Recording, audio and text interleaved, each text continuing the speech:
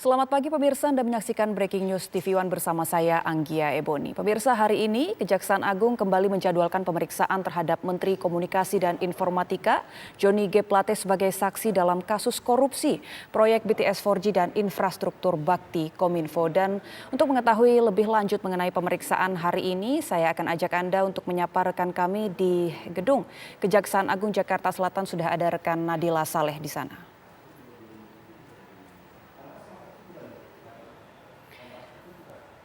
Ya pemirsa, pemeriksaan terhadap Johnny G. Plate hari ini merupakan pemeriksaan ketiga kalinya terhadap Johnny G. Plate sebagai saksi dalam kasus korupsi ini.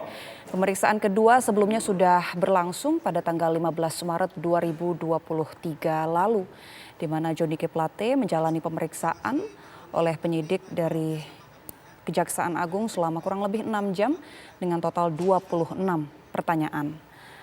Dalam kasus korupsi penyediaan infrastruktur BTS Kominfo ini, sejauh ini pihak Kejaksaan Agung sudah menetapkan 5 orang tersangka yang berasal dari pihak Kominfo hingga pihak swasta. 5 tersangka tersebut adalah Direktur Utama Bakti Kominfo Anang Ahmad Latif, kemudian ada Direktur Utama PT Mora Telematika Indonesia Galumbang Menak Simanjuntak, Tenaga Ahli Human Development UI 2020 Yohan Suryanto, Account Director of Integrated Account Department PT Huawei Tech Investment Mukti Ali, dan Komisaris PT Solitek Media Sinergi Irwan Hermawan.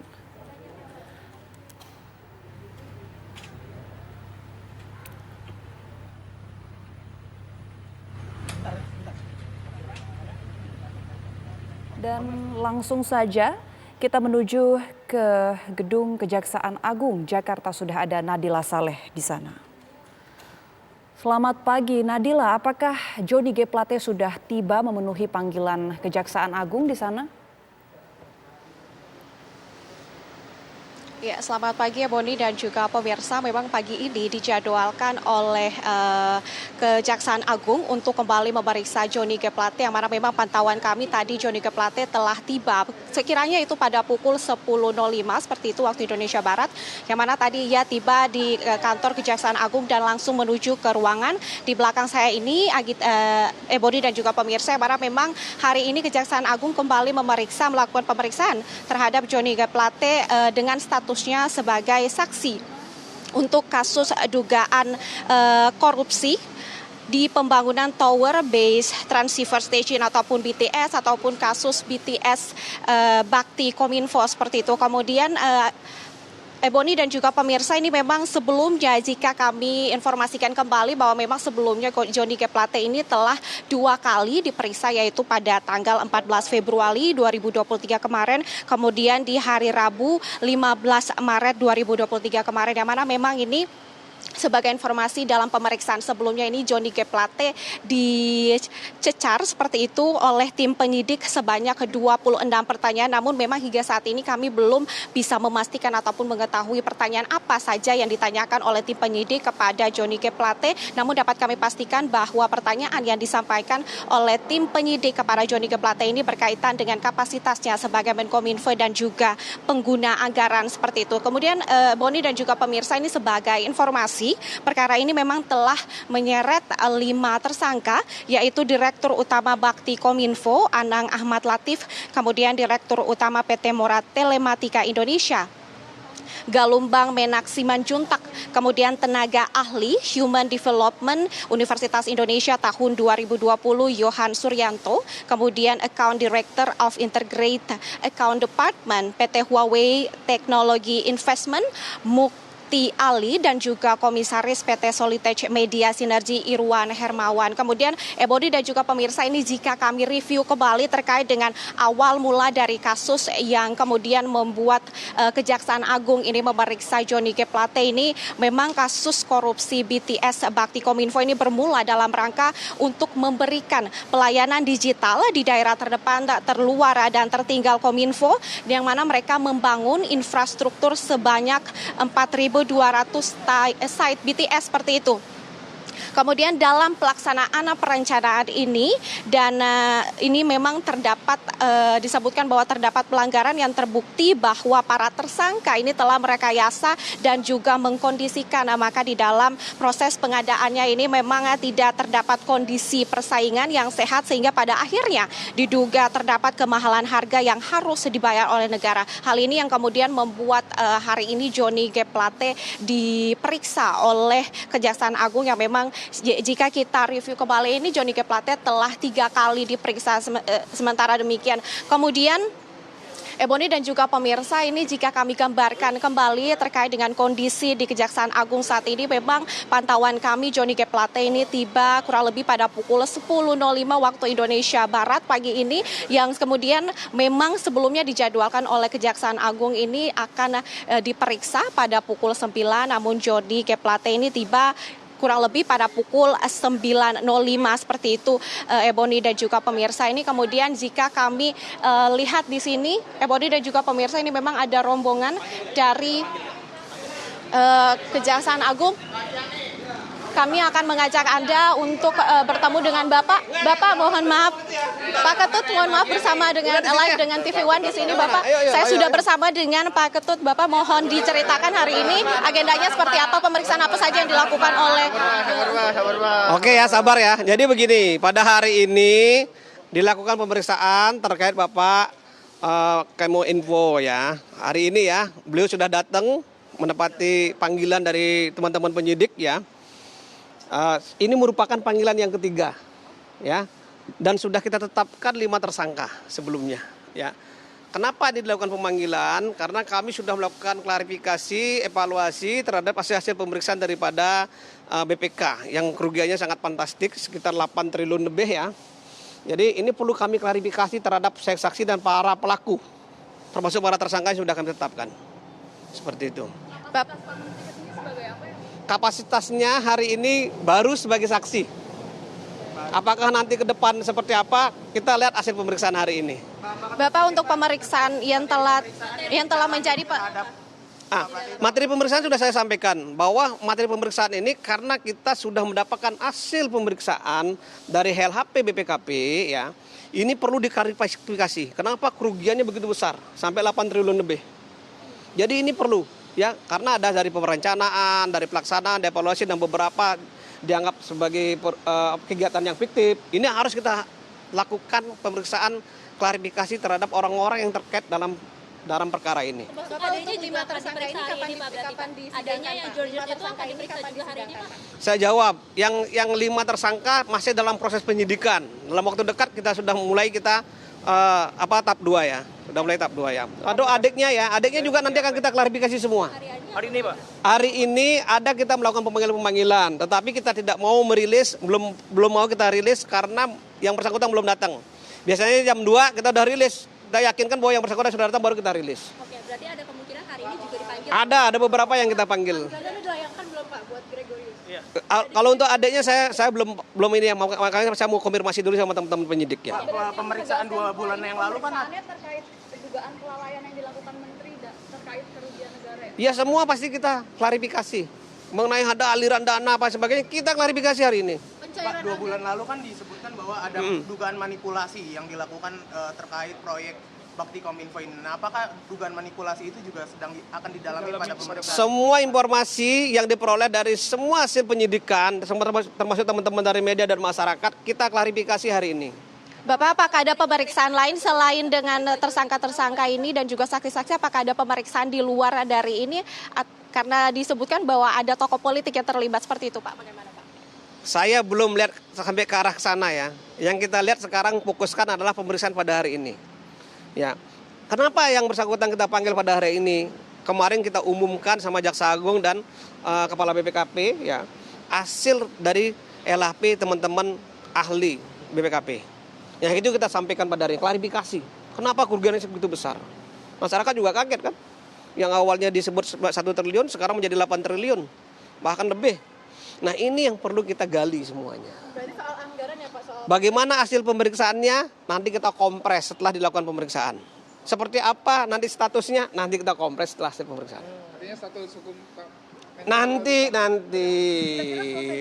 ya. Ya biasanya kan jam 4 baru selesai. Ya kalau mungkin lebih cepat lebih bagus. Ya kalau lebih lama lagi juga lebih bagus bagi teman-teman pers ya. Sabar semuanya ya.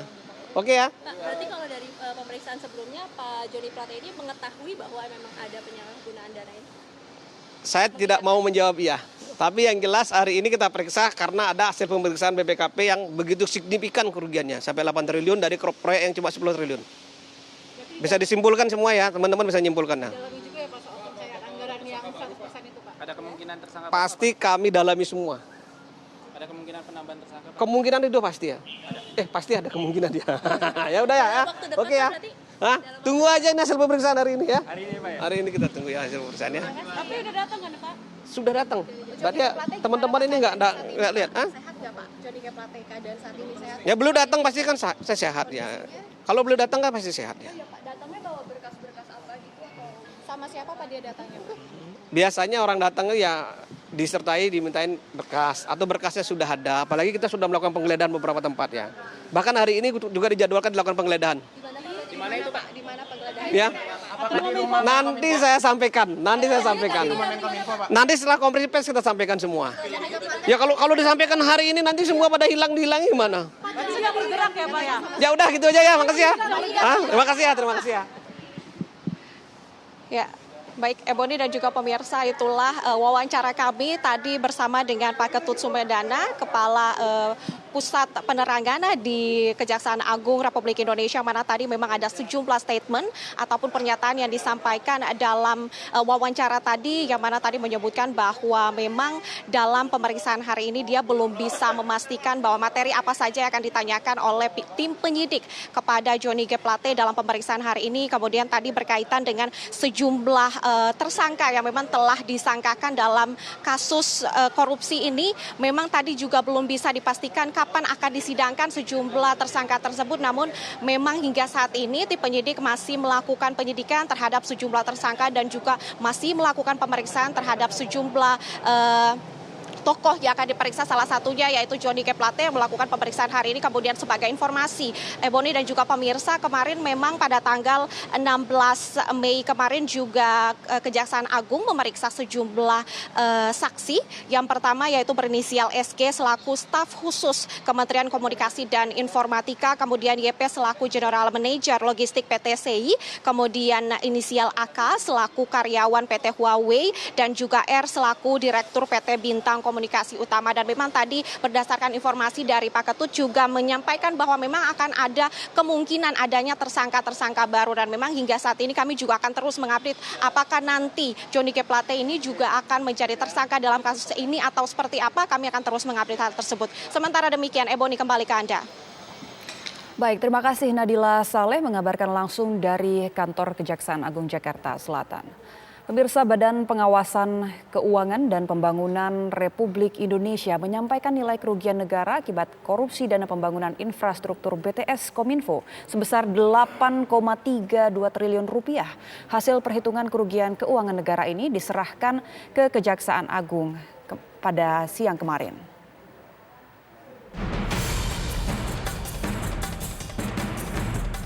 Badan Pengawas Keuangan dan Pembangunan Republik Indonesia menyerahkan hasil audit kerugian negara dalam perkara dugaan korupsi pembangunan infrastruktur menara BTS Bakti Kominfo.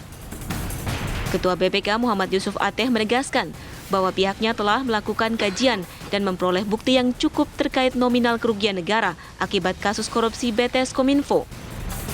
Setelah melakukan audit, BPKP menyebutkan kerugian negara atas kasus korupsi tersebut mencapai 8,3 triliun rupiah.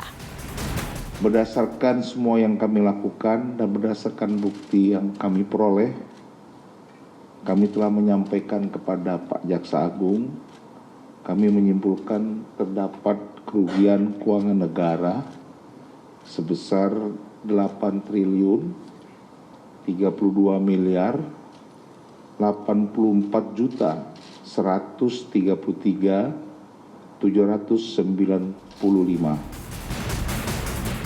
Kerugian keuangan negara ini terdiri dari kegiatan penyusunan kajian pendukung, markup harga, dan pembayaran BTS yang belum terbangun. Diketahui, dalam kasus ini, ada 5 orang yang telah ditetapkan menjadi tersangka.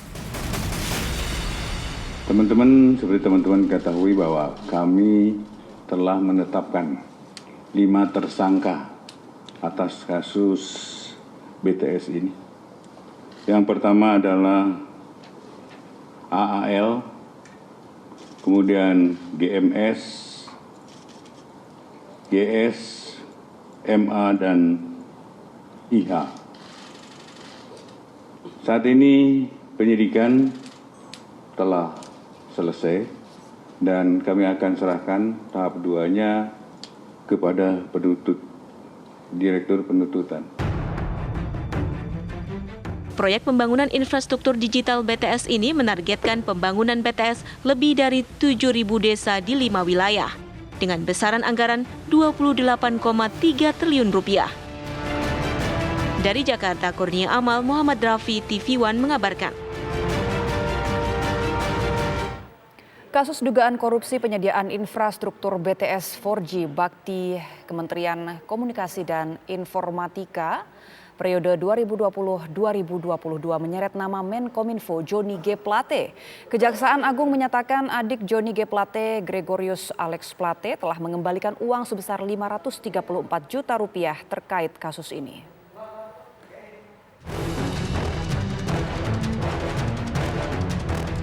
Kasus dugaan korupsi penyediaan infrastruktur BTS 4G Bakti Kementerian Komunikasi dan Informatika periode 2020-2022 turut menyeret nama Menkominfo Johnny G. Plate. Kejaksaan Agung mendalami peran Menkominfo Johnny G. Plate sebagai pengguna anggaran. Pasalnya, penyidik mengendus adanya dugaan penggelembungan anggaran dalam proyek pembangunan BTS sebagai hasil pemufakatan jahat para tersangka. Yaitu dalam rangka untuk mendalami peran beliau sebagai pengguna anggaran. Kita ingin tahu sejauh mana pengawasan dan pertanggungjawaban selaku pengguna anggaran. Di mana kita tahu di dalam perkara ini terdapat kemahalan dan kemahalan tersebut berasal dari hasil permufakatan jahat. Sehingga kita ingin tahu sejauh mana sih fungsi-fungsi pengawasan itu dilaksanakan. Kejaksaan Agung juga menelusuri dugaan keterlibatan adik Menkominfo Johnny G. Plate, Gregorius Alex Plate. Gregorius disebut telah mengembalikan uang sebesar 534 juta rupiah terkait kasus dugaan korupsi yang terjadi di kementerian yang dipimpin sang kakak. Dan tentunya kita juga ingin tahu fasilitas yang telah dinikmati oleh saudara GAP, adik yang bersangkutan, apakah itu terkait dengan jabatan yang bersangkutan atau tidak. Namun yang jelas sampai saat ini fasilitas yang dia terima telah dikembalikan sejumlah